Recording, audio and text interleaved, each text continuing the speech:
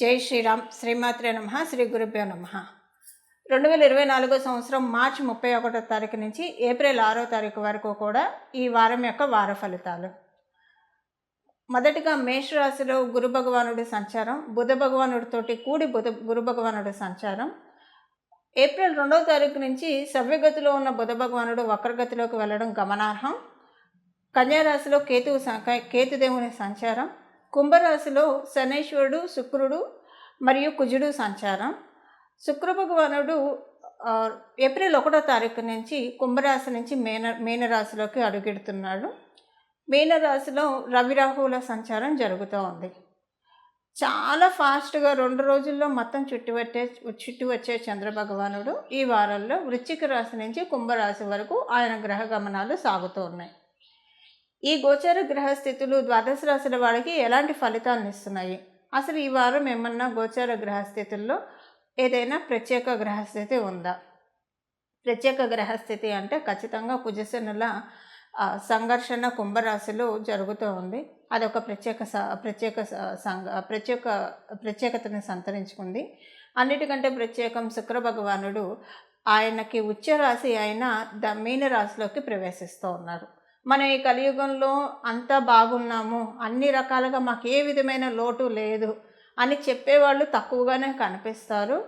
అని చెప్పేవాళ్ళు ఎవరికైతే శుక్రబలం బాగా అంటే మెటీరియల్ కంఫర్ట్స్ మొత్తం లౌకికమైన విషయాల్లో అన్నిట్లో ఆనందంగా ఉండి దాన్ని వాళ్ళు మేము ఆనందంగా ఉన్నామని అడ్మిట్ చేస్తున్న వాళ్ళు ఎవరైతే ఉంటారో వాళ్ళందరూ కూడా శుక్రబలం బాగా ఉండంగా పుట్టిన వాళ్ళే. అయితే గురుబలం ఎవరికైతే బాగా ఉంటుందో ఎంత కలుగుంటే అంతలో తృప్తిని పొందుతారు. ఎక్కువగా పారమార్థికంగా లౌకికం కంటే పారమార్థికంగా ఎక్కువగా కనెక్ట్ అవ్వాలని చూస్తారు. అలాంటి గురు భగవానుడు రాశిలోకి శుక్ర భగవానుడు ఆయన ఉచ్చస్థానం తీసుకోబోతూ ఉన్నారు. ఉచ్చస్థానంలోకి ఆయన వచ్చారు. ఈ శుక్ర భగవానుడు ఉచ్చస్థానంలో ఈ నెల మొత్తం 1 నెల సంచారం జరుగుతుంది. ఈ సంచార రీత్యా యాక్చువల్గా మనం ఇప్పుడు ఈ వారం చెప్పుకున్న తర్వాత ఒక వారాలకు కూడా ఇది వర్తిస్తుంది. ఈ గోచర గ్రహస్థితుల రీత్యా శుక్ర భగవానుడు మీనరాశుల సంచారం ద్వాదశ రాశుల వారికి కూడా డెఫినెట్గా ఏదో ఒక విషయంలో ప్లస్ ఉంటుంది. ఆ ప్లస్ ఏంటి అన్న విషయాన్ని మనం ఇప్పుడు తెలుసుకుందాం. కుజశనుల సంచారం కుంభరాశిలో జరుగుతుంది. సహజ లాభస్థానము మేషరాశి నుంచి కాలపురుషుడి కుండలిలోంచి సహజ లాభస్థానమైన కుంభరాశిలో కుంభరాశ్యాధిపతి అయిన శనీశ్వరుడితోటి కూడి కుజ భగవానుడు సంఘర్షణ. ఇది ద్వాదశ రాశుల వాళ్ళకి ఈ వారం ఎలాంటి ఫలితాలను ఇస్తుంది? మీనరాశిలోకి శుక్ర భగవానుడు అడుగు పెట్టాడు. అక్కడ రాహు భగవానుడితోటి ఉన్నాడు, రవితోటి ఉన్నాడు. ఇక్కడ ఒక విషయం ఏంటంటే సూర్యనారాయణ మూర్తి అంటే రవిగ్రహము శుక్ర భగవానుడు రాశిలోనే నీచ పొందుతాడు. అంటే ఆయన తులారాశిలో నీచ పొందుతాడు. మేషరాశిలో ఆయన ఎగ్జాల్టేషన్ పాయింట్ తీసుకుంటాడు.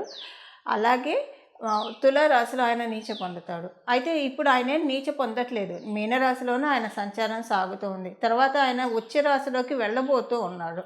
ఇప్పుడు ఇదంతా ఎందుకు చెప్తున్నానంటే శుక్ర భగవానుడు ఆయన తులారాశిలో శుక్ర భగవానుడు రాశి అయిన తులారాశిలో ఆయన ఉచ్చస్థానం తీసుకోబోతూ వాళ్ళిద్దరూ కలిసి మీనరాశిలో ప్రయాణం ఈ వారం అంతా సాగుతుంది. తర్వాత మీనరాశిలోంచి ఆయన ఏ రాశికి వెళ్తాడు? మేషరాశి కంటే ఇప్పుడు ఆయన ఉచ్చస్థానానికి దగ్గరగా ఉన్నాడు. ఉచ్చస్థానానికి దగ్గరగా ఉన్నాడు కాబట్టి ఇది కూడా ఒక ప్రత్యేకమైన అంశము. ఈ విషయాలు ఇప్పుడు రవి శుక్రుల కలయిక, రాహు భగవానుడితోటి కూడిన రవి శుక్రుల కలయిక ద్వాదశ రాశుల వాళ్ళకి ఎలాంటి అంశాలను చోటు చేసుకోబోతున్నాయో ఇవన్నీ కూడా మనం తెలుసుకోవడానికి ప్రయత్నిద్దాం. వృషభ రాశి వాళ్ళకి ఈ వారం అంతా కూడా మీకు లాభస్థానంలో మీ రాష్ట్రాధిపతి వస్తూ ఉన్నాడు 1వ తారీఖు నుంచి. సో ఆదాయంగా బాగుంటుంది, మంచి అందరితోటి బాగా రిలేషన్ ఉంటుంది, ఆనందంగా అనిపిస్తుంది. మెయిన్ ఏంటంటే శుక్ర భగవానుడు ఇచ్చేది ప్రతి విషయంలో ఆనందాన్ని ఇస్తూ ఉంటాడు. ఏదైనా ఒకవేళ మీ మనసుకి బాధపడే అంశం కలిగినా కూడా ఒక మోటివేషనల్ స్పీచ్ వినడం ద్వారా లేదా ఎవరైనా ఆప్తుల ద్వారా ఒక మాట వినడం ద్వారా కావచ్చు, ఏదో ఒకటి మీకు ఆ బాధ నుంచి త్వరితంగా బయటకు వచ్చేస్తారు. ఇంతకు ముందుతో కంపేర్ చేసుకుంటే అసలు అది వెంటనే ఇరేజ్ చేసినట్టు, అలాంటిది మీరేం బాధపడినట్టు చాలా చక్కగా బయటకు వచ్చేస్తారు. ఇదంతా శుక్ర భగవానుడు ఆశీస్సుల వల్ల మీకు జరుగుతుందన్న విషయాన్ని మీరు గుర్తెరగాలి ఇక్కడ. అలాగే శుక్ర భగవానుడు మిమ్మల్ని చాలా బ్లెస్ చేయడానికి సంవత్సరానికి ఒక్కసారి ఆయన వస్తాడు మీనరాశిలోకి. ఇప్పుడు ఆయన మిమ్మల్ని మళ్ళీ బ్లెస్ చేయడానికి మీనరాశిలోకి వస్తున్నారు. మిగతా గ్రహస్థితులు కూడా మనం పరిశీలిస్తే ఈ శుక్ర భగవానుడు ఆదాయపరంగా కూడా మీరేమన్నా డబ్బు కోసం ప్రయత్నిస్తూ ఉంటే అవి సమకూరడానికి చక్కటి అవకాశం ఉంది. ఉద్యోగస్తులైతే హైక్ కోసం ప్రమోషన్ కోసం ఏమైనా ప్రయత్నిస్తుంటే అవి సఫలీకృతం అవుతాయి. ఉద్యోగస్తులకైతే ఇక్కడ ఒక కాంపిటేటివ్ సక్సెస్ ఉంది. మిగతా వాళ్ళతో మనం కంపేర్ చేస్తే వృషభ రాశిలో పుట్టిన వాళ్ళు మీరు కనుక ఉద్యోగస్తులు అయితే కనుక కాంపిటేటివ్ సక్సెస్ చాలా బాగా ఉంది. మీ మీద ఏమన్నా కూడా అంటే మీరెంతో పని చేస్తున్నా కూడా ఆ పనికి తగ్గ గుర్తింపు రాకుండా బాధపడుతుంటే ఆ గుర్తింపు రావడానికి చక్కటి ఛాన్స్ ఉంది ఇప్పుడు.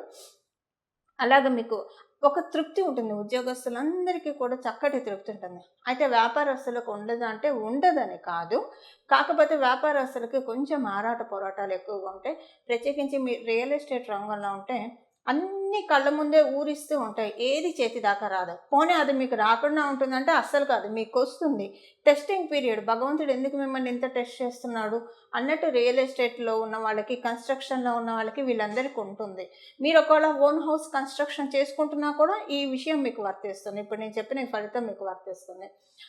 కాకపోతే ఏంటంటే వ్యాపారస్తులు అందరికీ ఈ సంఘర్షణ ఉంటుంది. మరియు ప్రత్యేకించి రియల్ ఎస్టేట్లో ఉన్న వాళ్ళకి, భూమికి సంబంధించిన వ్యాపారం చేసే వాళ్ళకి ఒక్కింత ఎక్కువగా ఉంటుంది. అంతవరకే ఆరోగ్యం చక్కగా ఉంటుంది. మానసిక ఆరోగ్యము, శారీరక ఆరోగ్యము రెండు కూడా చాలా చక్కగా ఉంటాయి. ప్రశాంతత ఉంటుంది. మొదటగా ఏటో చేటపైన చక్కగా ప్రశాంతత ఉంటుంది. రాత్రి పడుకునేప్పుడు మీకు చక్కటి ఆలోచనలు వస్తాయి. మిమ్మల్ని బాధ పెట్టి మీ నిద్రని తినేసే ఆలోచనలు అస్సలు మీకు ఇప్పుడు రావు. ప్రశాంతంగా తల్లి ఒళ్ళో చిన్న పాప తల్లి ఒళ్ళో పడుకుంటే కనుక అంతకంటే సెక్యూరిటీ ఆ పాపకు ఉండదు. అంటే పసి బిడ్డడికి ఉండదు. ఎలా అయితే పడుకుంటారో అలా మీరు నిద్ర మటుకు చక్కటి నిద్ర పడుతుంది. మునిపెన్నటి లేని విధంగా చాలా ప్రశాంతంగా పడుకుంటారు. అంటే అంత చక్కగా మన నిద్ర రీఛార్జ్ చేస్తుంది కాబట్టి తర్వాత లేచిన తర్వాత మరుసటి రోజు చాలా చురుకుగా మీ పనులు చేసుకోవడం, తద్వారా లౌకికాంశంలో మీకు విజయాన్ని చేకూర్చాలి. కాబట్టి శుక్ర భగవానుడు ఇవన్నీ మీకు బ్లెస్సింగ్స్ ఇస్తున్నారు.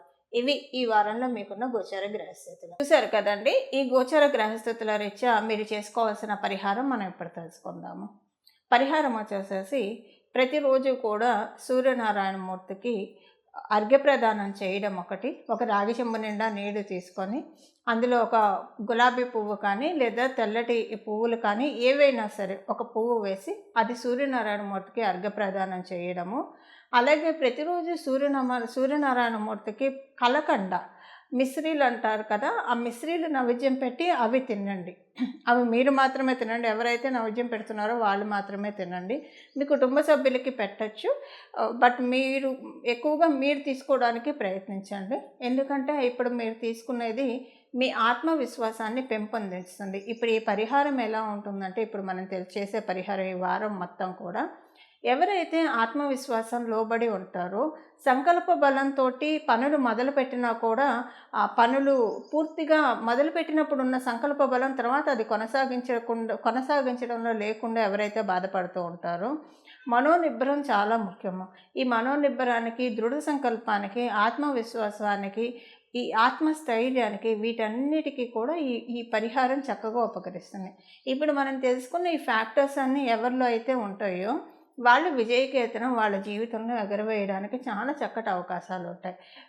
సూర్యనారాయణమూర్తి మేషరాశిలోకి వెళ్ళబోయే ముందు మనము అంటే మేషరాశిలోకి ఆయన వెళ్ళడం అంటే భూమికి దగ్గరగా రావడం. ఆయన అలా వెళ్ళబోయే ముందు ఇక్కడి నుంచే మనం సూర్యనారాయణమూర్తి ఆరాధన కనుక ప్రారంభిస్తే మేషరాశిలోకి వెళ్ళినప్పుడు ఇంకా మంచి ఫలితాన్ని ద్వాదశ రాశుల వాళ్ళకి కూడా ప్రసాదిస్తారు. ఎవరైతే అలాగా సూర్యనారాయణమూర్తి నుంచి మరియు శుక్ర భగవాను నుంచి ఆశీస్సులు అందుకోబోతున్నారో వాళ్ళే ఈ వీడియో చూడడం తటస్థిస్తుంది. అందులో అమ్మవారి దయ వల్ల ఏమాత్రం సందేహం లేదు. ఈ పరిహారం చేసుకొని సూర్యనారాయణమూర్తి ఆశీస్సుల్ని అలాగే శ్రీ మహాలక్ష్మి అమ్మవారి ఆశీస్సుల్ని అందుకోవాలని ఆశిస్తున్నాను. ఒక చిన్న నామం ప్రతిరోజు కూడా మీకు కుదిరితే ఆదిత్య హృదయం చదవండి, సూర్యాష్టకం చదవండి. ఒకవేళ ఇది కుదరకపోతే కనుక ఈ చిన్న నామాన్ని రోజు స్మరించుకోవడానికి సూర్యనారాయణ మూర్తి ముందు కనీసం ఒక 21 సార్లు, 41 సార్లు, 108 సార్లు మీ సమయాన్ని అనుసరించి 21 సార్లు అయితే మినిమంగా చదువుకోవడానికి ప్రయత్నించండి, మనసులో అనుకోవడానికి ప్రయత్నించండి. ఆ నామాన్ని ఇప్పుడు మనం చూద్దాం. భానుమండల మధ్యస్థ భైరవి భగమాలిని భానుమండల మధ్యస్థ భైరవి భగమాలిని, భానుమండల మధ్యస్థ భైరవి భగమాలిని. ఈ నామాన్ని ఇది మళ్ళీ బీజాక్షరాలు ఏం చేర్చకుండా ఉత్తగా ఈ నామంతో సూర్యనారాయణ మూర్తిని ప్రార్థించడానికి ప్రయత్నించండి. చక్కటి శుభాశీస్సులు చక్కగా అందుకోండి. మంగళం. నమో భగవతే వాసుదేవాయ.